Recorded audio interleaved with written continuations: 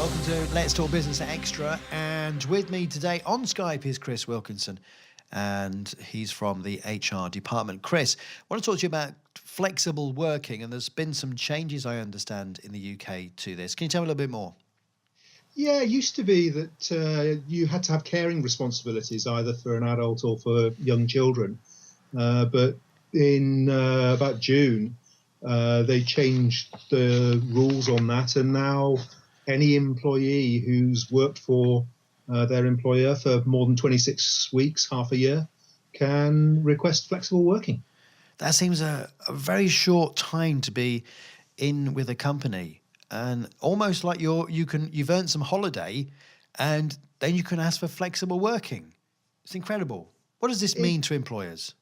Well, it means that their employees can actually request it.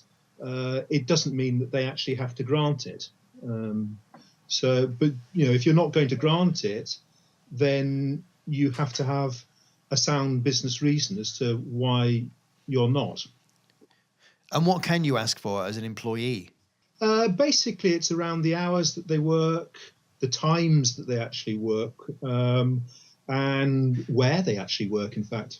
So home working becomes an option for all employees. But as I say, there are about 8 reasons that are listed out in the ACAS Code of Practice that the business owner, the business manager can actually justifiably turn the request down as a result of that. Code of Practice, by the way, replaces an old statutory procedure, which was incredibly inflexible and quite difficult to actually use, particularly in smaller companies. Does this then really alter at all an employment contract? Because those are the sort of things that will be in that: where you work, what times you work, your entitlements, everything's in there, and yet this can be changed.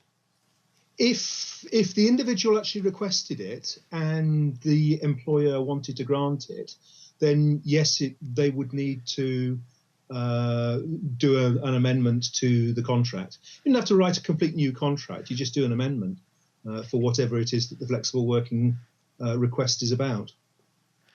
How widespread is this at the moment? It's relatively new, of course. Bigger companies have always used flexible working. Smaller companies, it becomes harder to do, just because if you're only employing a handful of people and someone requests to, let's say, go down to 3 days a week or something like that, it's a big chunk out of your actual work, the number of working hours that you've actually got for a small business. So it's not as common in small businesses, but it's reasonably widespread. And so if someone comes to you, an employee comes to you as a business owner and said, I would like flexible working, what's very briefly the process that you have to go through to determine whether they can have it or indeed what the criteria are?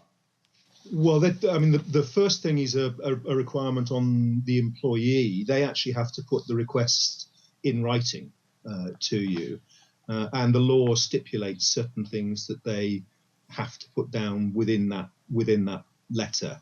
There's about sort of 7 or 8 points that they've actually got to put down, including a declaration that they are actually entitled to request it. So the first requirement is actually on the employee. Your requirement as the employer is then to consider it.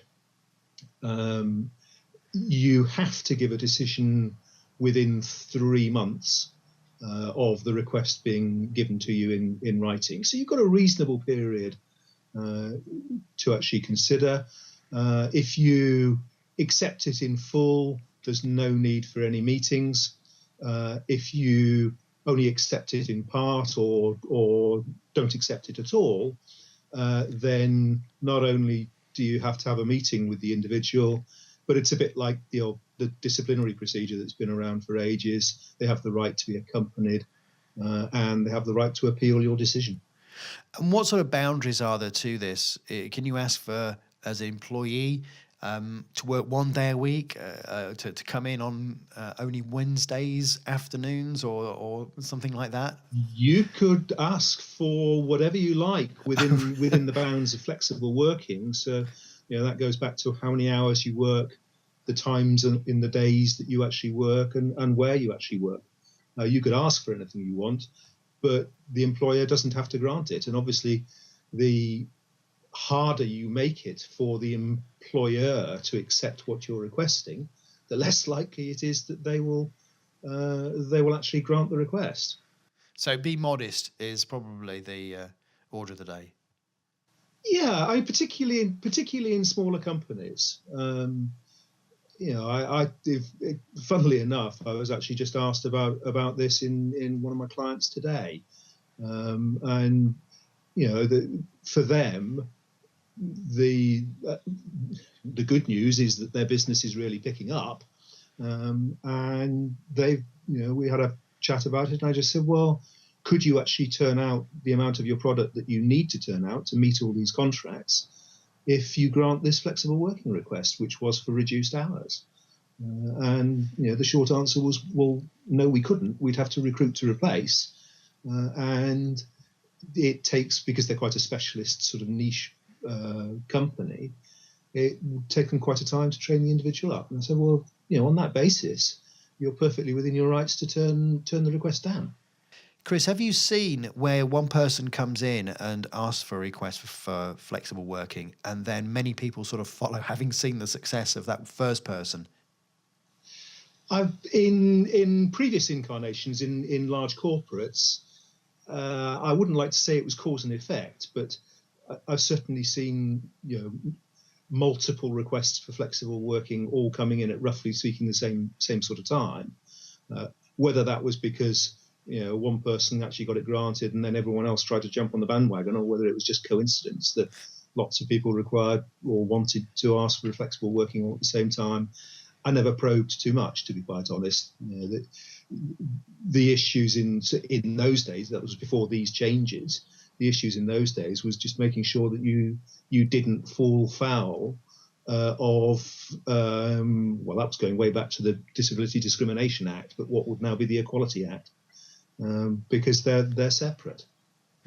So you still, under the new rules, basically have to be sure that you wouldn't be discriminating against anyone on whatever grounds, sex, age, or any of the other protected characteristics. As you might expect. So if somebody would like to know a little bit more about this, as an employer and as an employee, do they go to the same place, and where do they go? Well, certainly a good place to start would be to go up onto the ACAS website, which actually is quite user-friendly, and get the code of practice and have a look at that. I would certainly say as well that they might want to consider consulting an HR professional around what they would have to do, because it is quite a complex area. And you could get yourself into a bit of hot water getting it wrong, no doubt. Discrimination is one of those ones that tends to be very expensive if you end up in tribunal. Yeah, I bet.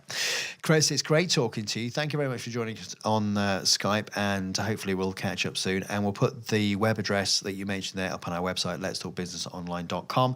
It's been great talking to you. Thank you very much. Lovely. All the best, Alan. Thanks a lot.